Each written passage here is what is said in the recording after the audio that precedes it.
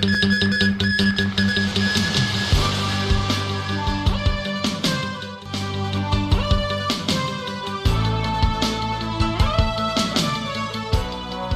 evening and welcome. The police have arrested 10 suspects in connection with yesterday's attack on people inside a car near Choi Hung Estate in East Kowloon. 2 men were injured after their car was intercepted by 2 other vehicles. Police believe the incident was gang-related. As Caleb Loan reports, officers also made other arrests when they raided a number of bars and entertainment venues last night. 4 private cars, one of them a stolen vehicle, and some weapons including knives and hammers. These are part of the evidence gathered by the police as they arrested 10 suspected triad members in connection with their investigation into yesterday's attack. The motive could be related to the dispute between the factions of the triads, but also we will not leave out the possibility that that might be related to income source of them. At around 3 p.m. yesterday, a private car was intercepted by 2 other vehicles on Prince Edward Road East near Choi Hung Estate. 7 men wearing facial masks and hats then emerged and attacked the people inside the private car with knives and iron pipes, injuring 2 of them. The police arrested 7 suspects aged between 24 and 31 in Kowloon and the New Territories after the incident. 3 other suspects aged between 30 and 44 were later arrested in Hong Kong. They are being held on suspicion of conspiracy to wound with intent and possession of offensive weapons. But the police anti-triad operation did not stop there. Officers raided multiple bars and other entertainment venues throughout the city last night. Around 600 police officers joined the raids and arrested 23 people in the operation. Caleb Leung, TVB News. Financial Secretary Paul Chan stressed it's inappropriate to set in stone when to relax the loan-to-value ratios for home mortgages. Chan noted on his weekly blog that a tighter loan-to-value ratio will make down payments unaffordable to some citizens, even though they can afford the monthly repayments. But Chan stressed the government currently has no plans to relax any of the curbs designed to prevent home prices from soaring higher. He explained it's because the government has to consider several factors, such as the speed and scale of recent price drops in the property market. A chairman of the task force on land supply says he's hoping for a government response to land options recommended by the panel. Stanley Wong says it's best that a government decision will come before the end of next month when the task force disbands. Christy Leung reports. Still no comments from the government on the task force's 8 recommended land supply options, almost a week after the panel submitted its final report. Speaking to TVB News, Stanley Wong, chairman of the task force, hopes the government will respond to the panel's recommendations by the end of next month. We will be hopeful that the government will be able to give us a more solid response before the task force will end our term. By the end of February this year, I believe we'll need time to digest the gist of the report. He also hopes the government will put forward a roadmap for the implementation of the land options adopted. Wong said there is no need for further consultation on the options, as the task force's final report already reflects the mainstream opinion. However, the report shows that public views on the options vary among different age groups. Take nearshore reclamation outside Victoria Harbour as an example. A survey conducted over the phone by the Chinese University's Institute of Asia-Pacific Studies shows that respondents from younger age groups are less supportive of the option. However, Wong said public opinion should be considered as a whole. It doesn't mean that we should only be relying on a particular comment from a particular age group. We should be relying on the community choices as a whole. And at the end, of course, it will be up to the government to be able to address to the concerns of different age groups. Christy Leung, TVB News. Remember Queen's Pier in Central? It was dismantled in 2008 to make way for land reclamation and the construction of the Central Wan Chai bypass. More than a decade has passed since the government promised to reassemble it. And what's happened since? Let's rewind to 1975, the year Queen's Pier in Central received a special guest, Queen Elizabeth II. She was the first reigning monarch to visit Hong Kong since the territory fell under British rule. That Queen's Pier has also served as the landing place for the city's final 6 British governors. The site is where the then Secretary for Development Carrie Lam made a name for herself as a tough cookie for how she dealt with protesters who objected to the dismantling of the structure. That did little to save the pier, later torn down for land reclamation where the soon-to-open central Wan Chai bypass stands. We think the pier needs to be returned to its original location. That's really the best way to preserve history, said Bobo Yip, who has long campaigned to protect the pier. Despite the government's promise to reassemble the structure, rounds of consultations have completed without a final proposal. Back in 2016, the public was invited to submit views on which of 3 designs they like best.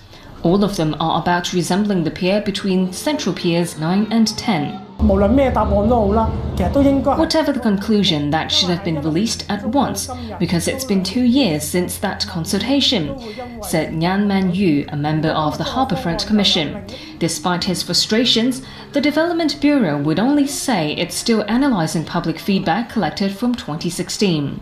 Only when that's completed will a timetable for what to pursue be released.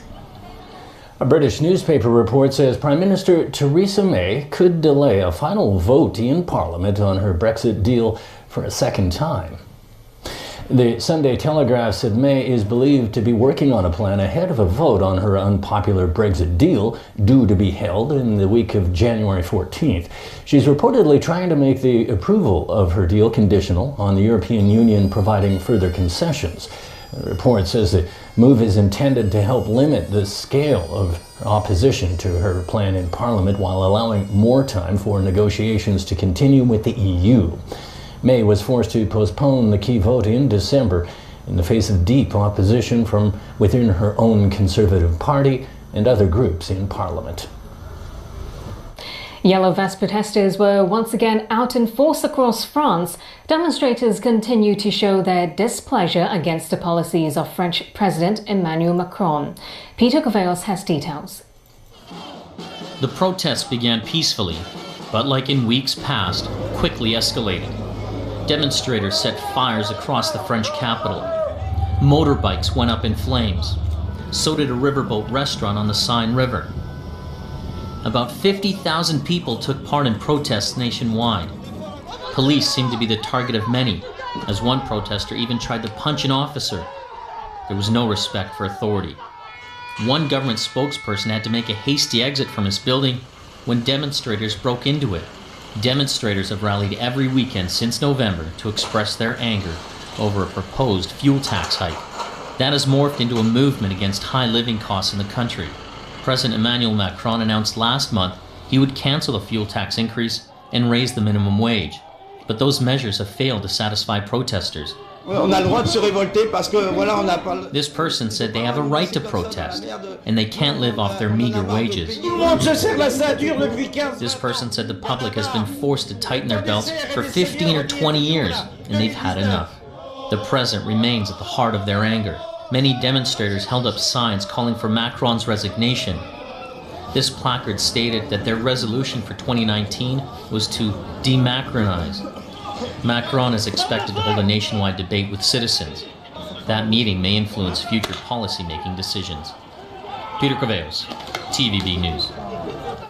The White House and Democrats will resume talks today in a bid to end the partial U.S. government shutdown now in its 3rd week. That's after Democrats failed to break the deadlock with U.S. President Donald Trump. He's refused to sign spending bills approved by House Democrats unless he gets additional funding to build his Mexico border wall. Jeff Tang reports. The US budget impasse continues with President Donald Trump's demand for billions of dollars to pay for a wall along the US-Mexico border still the sticking point.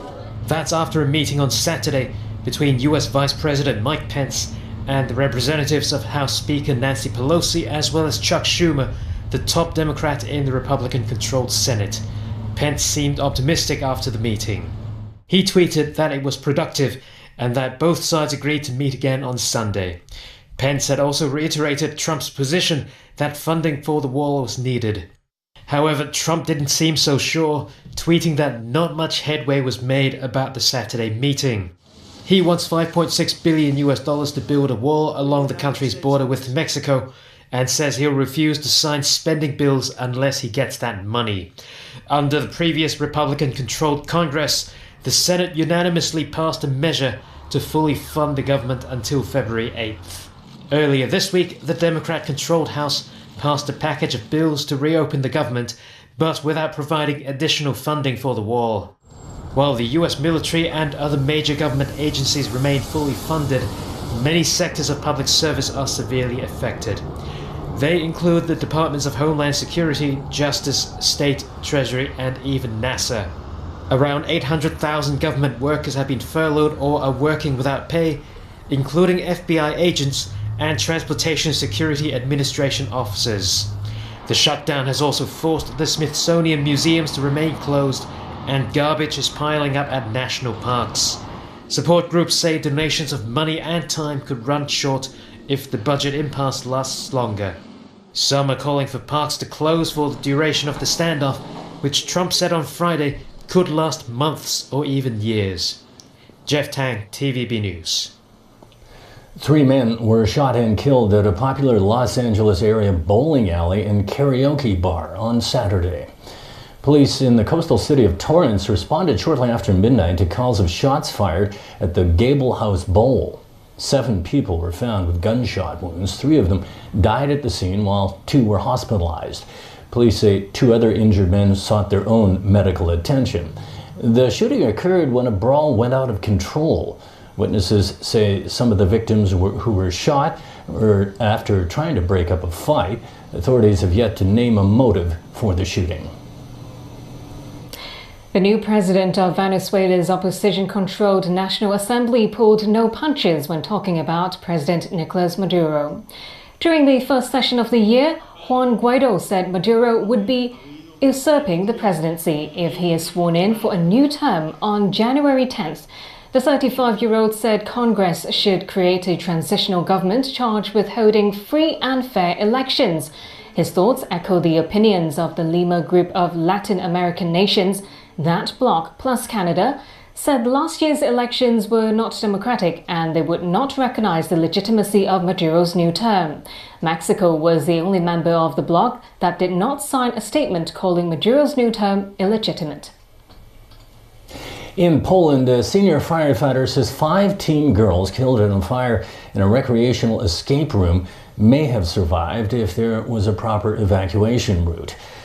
Investigators say the blaze may have been sparked by a gas leak in a heating system.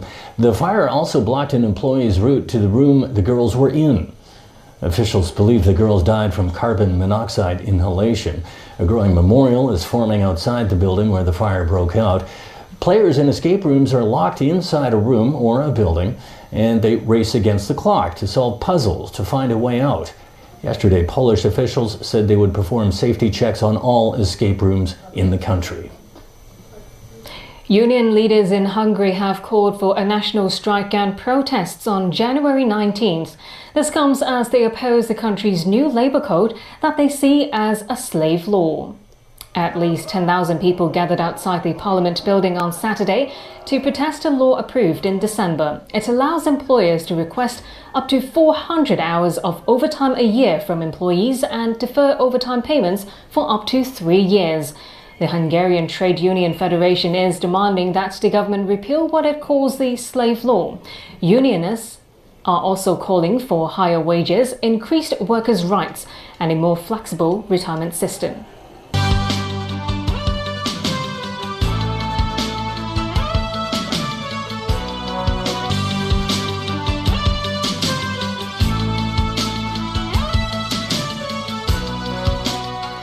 Welcome back to TVB News. Hundreds of people joined a charity walk this morning. It took place on the new Central Wan Chai bypass that's set to open later this month.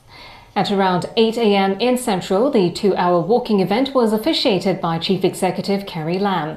It gave people a rare chance to walk on a recently completed road that has not been open to the public yet. Some participants were seen taking selfies. It was organised by the Community Chest in celebration of its 50th anniversary. More than 20 investors in cryptocurrency have filed a report with police saying they've been swindled out of $3 million.